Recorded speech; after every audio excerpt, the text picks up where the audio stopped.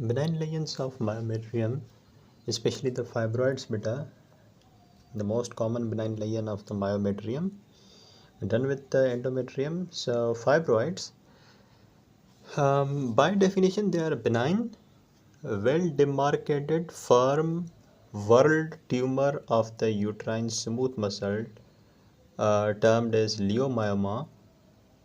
They are multiple in number, yeah, and they can increase the size of the uterus. So if you talk about this, if this is the endometrium out there, and then at the second comes the myometrium, obviously, right? And this is the uterine cavity. The fibroids grow from the myometrium as benign, well demarcated. They are benign. You can see they are well demarcated. They are very much firm, and they are whorled. You can see some whorls like growth of this whirly growth. Can you see the whirly growth of this fibroid? This is actually the fibroid, the benign, well demarcated, firm, whorled tumor of the uterine smooth muscle, यानी कि myometrium is the smooth muscle. इसको हम leiomyoma भी कहते हैं, ठीक है, fibroid को. It can be multiple in number and they can increase the overall size of the uterus, क्योंकि फाइब्रॉइड इतना बड़ा होता है कि यूट्रस का साइज इवन डबल भी हो सकता है, ठीक है. इंसिडेंस की बात करें तो it is highly prevalent and can seen in 40% of the women overall, right. What are the risk factors that predispose you to develop this benign tumor in the smooth muscle of the uterus, that is the myometrium? This fibroid is also called the leiomyoma, okay, because it is arising from the smooth muscle, that is the myometrium.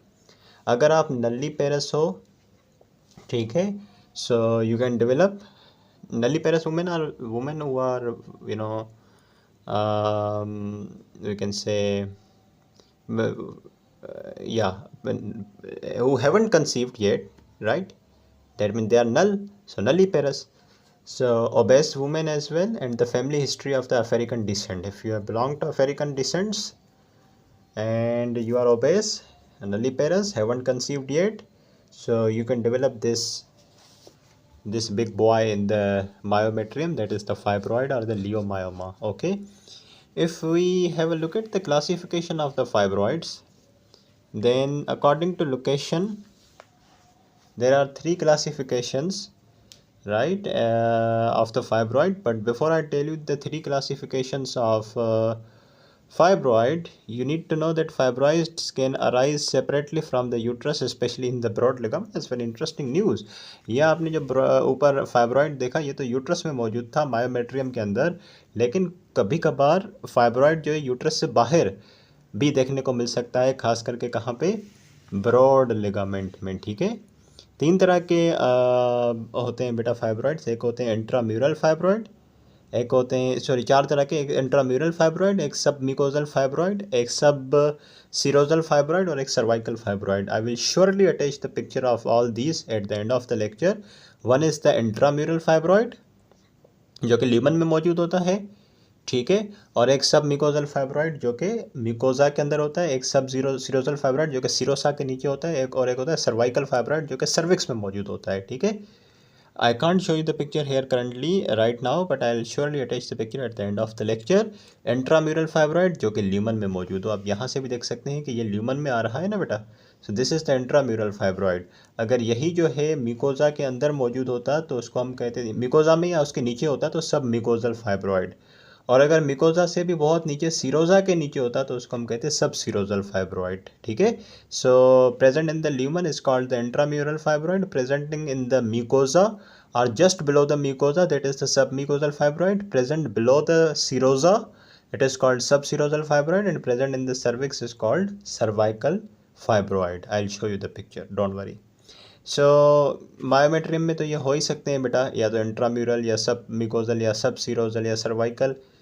ये बेटा आपके uterus से बाहर broad ligament में भी मिल सकते हैं, बहुत कम लेकिन मिल सकते हैं. Talk about the symptoms of the fibroid. अगर एक बेटा फीमेल है जिसके मायोमेट्रियम के अंदर फाइब्रॉइड है तो वो कैसे प्रेजेंट करेगी, ठीक है. Most fibroids are small, so they can be asymptomatic, but if they are little larger they can come up with some symptoms, especially the abnormal uterine bleeding, that is the heavy menstrual bleeding, ठीक है। Reproductive failure, जाहिर सी बात है बेटा, इतना बड़ा mess होगा uterus के अंदर तो इम्प्लांटेशन पॉसिबल नहीं होगी, so there will be subfertility and there are the recurrent pregnancy loss. अगर कोई सक्सेसफुल इम्प्लांटेशन हो भी जाए ना, तो आप मुझे बताएं, अगर इसमें सक्सेसफुल इम्प्लांटेशन हो भी जाए तो जो सिंसिशियो ट्रोफोब्लास्ट नीचे ग्रो करेगा, जो कि मायोमेट्रियम में जाता है, प्लेसेंटल सर्कुलेशन डेवलप होती है, आगे प्लेसेंटा बनता है, वो तो ग्रो नहीं कर पाएगा क्योंकि मायोमेट्रियम के अंदर इतना बड़ा मैस है, ठीक है। तो फिर उस केस में क्या होगा, रिकरेंट प्रेगनेंसी लॉसेस होंगे, ठीक है। और इसके अलावा there is the bulk effect on the adjacent structures in the pelvis. इतना बड़ा मास है बेटा मायोमेट्रियम के अंदर, तो जाहिर सी बात है वो आगे पीछे जो पेल्विस के स्ट्रक्चर्स हैं उन पे बल्क इफेक्ट डालेगा, तो वो स्ट्रक्चर्स कंप्रेस होंगे। Also there is the pain and pressure in the pelvis, pain due to this big mass, pressure due to this big mass compressing effect. Bladder bowel dysfunction हो सकता है वही compressing effect की वजह से, ठीक है। If we talk about the natural history, then yeah, natural history tells you that the pregnancy is the condition where there is hyperestrogenic state, and this hyperestrogenism can induce fibroid synthesis, and the fibroids can get large. And when you know reach the menopause, the levels of the estrogen reduce and the fibroids shrink. तो ये बहुत एक समझने की बात है कि अगर आपको फाइब्रॉइड है, ठीक है, और फाइब्रॉइड होने के बाद आप प्रेगनेंसी अटेंड करते हो, फ़र्ज़ कर लें, तो फाइब्रॉइड का साइज़ और बड़ा हो जाएगा क्योंकि प्रेगनेंसी में हाइपर एस्ट्रोजेनिज्म होता है और एस्ट्रोजन का बहुत ज़बरदस्त इंपैक्ट होता है फाइब्रॉइड की ग्रोथ पे। और इसी तरीके से अगर आप मेनोपॉज अटेंड कर लेते हो, आपका फाइब्रॉइड खुद ब खुद श्रिंक हो जाएगा। तो अब फ़र्ज़ करें this is a female, okay, this is a female with this big fibroid. Can you see the fibroid in the female? Yeah, or even we can draw it if we consider it's a small fibroid. We consider it's a small fibroid.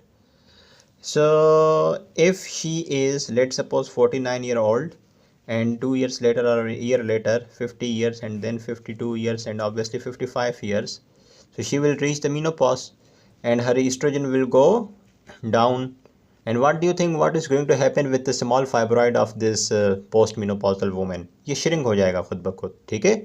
और दूसरी condition ये हो सकती है कि ये small fibroid हो और ये यंग गर्ल है, रिप्रोडक्टिवली एक्टिव है, 25-30 साल की लड़की है, और अगर ये स्मॉल फाइब्रॉइड है and she is young 25-year-old, and if she gets pregnant, so estrogen will go high and this will cause further growth of this fibroid. तो अगर प्रेगनेंसी होगी तो हाइपर एस्ट्रोजेनिक इफेक्ट होगी, और हाइपर एस्ट्रोजेनिज्म से क्या होगा, आपका फाइब्रॉइड बड़ा हो जाएगा। अगर पहले छोटा भी था ना प्रेगनेंसी से पहले, तो बड़ा हो जाएगा और फिर बहुत मसले पैदा होंगे, ठीक है। इसी तरीके से अगर आपकी जो फीमेल है, पेशेंट है, उसके पास छोटा सा फाइब्रॉइड है और अगर वो मेनोपॉज अटेंड कर लेती है 50 साल 55 साल की उम्र में, तो फिर बेटा एस्ट्रोजन कम हो जाएगा, एस्ट्रोजन कम हो जाएगा तो उसका फाइब्रॉइड भी श्रिंक कर जाएगा, ठीक है, इस तरीके से। And remember the pain is unusual except in acute degeneration और torsion of the pedunculated fibroid. Pain as such नहीं होता एक्सेप्ट के या तो बहुत ज़्यादा डीजनरेशन हो आपके फाइब्रॉइड की, या तो उसकी पेडंकुलेटेड फाइब्रॉइड की टॉर्जन हो जाए। अगर फ़र्ज़ करें ये पेडंकुलेटेड फाइब्रॉइड है ना, अगर इसकी टॉर्जन हो जाए तो ही पेन होगा, या फिर इसकी डीजनरेशन हो तो पेन होगा। तो समझ आ रही है बात बेटा आपको?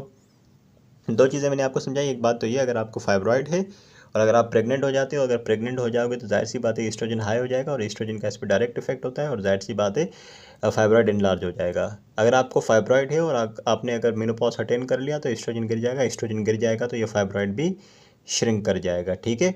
और इसके अलावा हाँ, वैसे तो हमने यहाँ पे पढ़ा कि मेन कंप्लेंट जो होती है वो ब्लीडिंग की होती है, ठीक है, क्योंकि ये इससे इतना बड़ा मैस है वो ब्लीड करवाता है, साथ ही साथ में सब फर्टिलिटी होती है, रिकरेंट मिसकैरेजेस होते हैं। लेकिन जहाँ तक बात है पेन की, तो पेन होता नहीं है वैसे इतना। इसकी वजह से आप ये ना समझें कि अगर फाइब्रॉइड इतना बड़ा कोई है तो बहुत पेन होगा, नहीं। मेंस्ट्रुअल इरेगुलरिटी ज़रूर होती हैं, फर्टिलिटी ज़रूर अफेक्ट होती है, आसपास के स्ट्रक्चर कंप्रेस होते हैं। पेन उसी सूरत में होता है जब आपका जो पॉलिप है, जो फाइब्रॉइड है वो उसकी टॉर्जन हो, या टॉर्जन के अलावा उसकी बहुत ज़्यादा डीजनरेशन हो रही हो। I hope you are getting the points, beta. And yeah, right after this is, let me tell you the 3 forms of the fibroid degeneration. और फाइब्रॉइड जब डीजनरेट होता है तभी बहुत ज़्यादा पेन होता है। और 3 तरह की डीजनरेशन होती है फाइब्रॉइड की। One is the red degeneration, one is the hyaline degeneration and one is the cystic degeneration. Red degeneration when there is the hemorrhage and necrosis within the fibroid presenting in the mid-second trimester pregnancy with acute pain. So fibroid degenerate हो रहा है, उसको हम red कब कहेंगे? जब उस fibroid के अंदर क्या हो? हेमरेज हो और बहुत ज़्यादा नेक्रोसिस हो. This is the large fibroid growing from your myometrium, okay, and because this is growing into the lumen, this is called the intramural fibroid and this is hemorrhagic necrosed. इसकी बड़ी complication सब ये होगी कि अगर pregnancy है तो second trimester में प्रेगनेंसी लॉस हो जाएगी. ठीक है, मिड सेकंड ट्राइमेस्टर में प्रेगनेंसी लॉस हो जाएगी और बहुत ज़्यादा एक्यूट पेन होगा. उसके बाद होती है एक hyaline degeneration. Hyaline degeneration is the degeneration which is asymptomatic in which there is no hemorrhage and necrosis of the fibroid, but there is the softening and the liquefaction of the fibroid. This fibroid becomes very much soft and the liquefied. So this is asymptomatic. So if anybody asks you what are the 3 types of the degeneration of the fibroid, one is the red degeneration, one is the hyaline degeneration, one is the cystic degeneration. Red degeneration ऐसी condition है जिसमें जो पूरा fibroid है आपका वो haemorrhagic हो जाता है, नेक्रोस हो जाता है और बहुत ज़्यादा पेनफुल कंडीशन होती है. हाइलिन डिजनरेशन ऐसी होती है कि इसमें इसकी हेमरेज और नेक्रोसिस नहीं होती बल्कि ये सॉफ्ट हो जाता है और लिक्विफाई हो जाता है, पानी की तरह डिजनरेट होता है, तो वो एसिम्टोमेटिक होता है. एंड जहाँ तक बात है सिस्टिक डिजनरेशन की, तो as a condition in which there is asymptomatic central necrosis of the fibroid. जो इतना बड़ा फाइब्रॉइड है उसके बीच में से नेक्रोसिस होना स्टार्ट हो जाती है और पूरा ये खोखला हो जाता है, तो बीच में ये खाली सिस्टिक स्पेस रह जाती है सेंटर में. अगर ये इतना बड़ा फाइब्रॉइड है, ठीक है, तो इस फाइब्रॉइड में क्या होगा? बीच से नेक्रोसिस हो जाएगी. अब बीच से तो सारा खाली हो गया फाइब्रॉइड, तो खोखला बन गया, ख़त्म हो गया, ठीक है, और बीच में इतनी बड़ी सिस्टिक स्पेस रह गई. तो अगर इस तरह से डिजनरेशन हो तो इसको हम सिस्टिक डिजनरेशन कहते हैं और ये भी एसिम्टोमेटिक होती है. Degenerative changes can initiate calcium deposition leading to calcification. ये बड़ा मसला है, चाहे रेड डिजनरेशन हो, चाहे हाइलिन डिजनरेशन हो, चाहे सिस्टिक डिजनरेशन हो, सब में ये एक मसला होता है कि डिजनरेशन के साथ कैल्शियम डिपोजिशन होने लगती है. That is the calcification, right?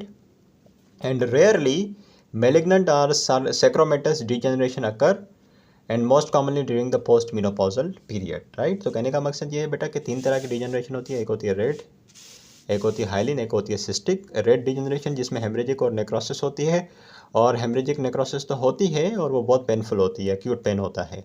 Hyaline जो डिजनरेशन होती है उसमें जो फाइब्रॉइड है वो आपका सॉफ्ट होकर लिक्विफाई हो जाता है और वो एसिम्टोमेटिक कंडीशन होती है. सिस्टिक ऐसी कंडीशन है जिसमें सेंट्रल नेक्रोसिस होती है. सिस्टिक डिजनरेशन में सेंट्रल नेक्रोसिस होती है, बीच में बड़ा सिस्ट रह जाता है और ये भी एसिम्टोमेटिक होता है. ठीक है, डिजनरेशन होती है उससे फाइब्रॉइड ख़त्म होता जाता है, लेकिन बड़ा मसला ये है कि कैल्शियम डिपॉजिट होता है तो कैल्सिफिकेशन हो जाती है और फिर आपका ये टिश्यू हार्ड हो जाता है. ठीक है, कभी कभार देखने को मिलता है कि फाइब्रॉइड जो है उसके अंदर मेलिग्नेंसी डेवलप हो जाए या फिर सार्कोमेटस सेक्रोमेटस कंडीशन डेवलप हो जाए. ठीक है, और ये खासकर पोस्ट मेनोपॉजल खवातीन में होता है. ठीक है, कि फाइब्रॉइड के अंदर मेलिग्नेंसी डेवलप हो जाए.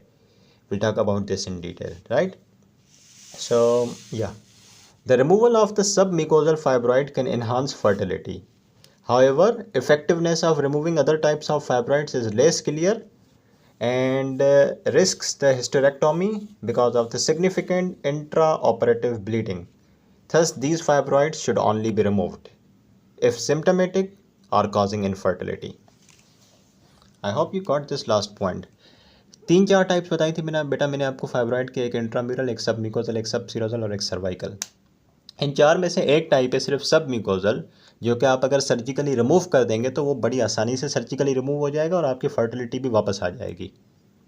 लेकिन जो फाइब्रॉइड की दूसरी टाइप्स हैं, इंट्राम्यूरल टाइप हो गई, सबसीरोजल टाइप हो गई, सर्वाइकल टाइप हो गई, उनको पहली बात तो रिमूव ही नहीं करना चाहिए, क्योंकि अगर उनको जो सर्जिकल रिमूवल होता है उनका वो बहुत कॉम्प्लिकेटेड होता है.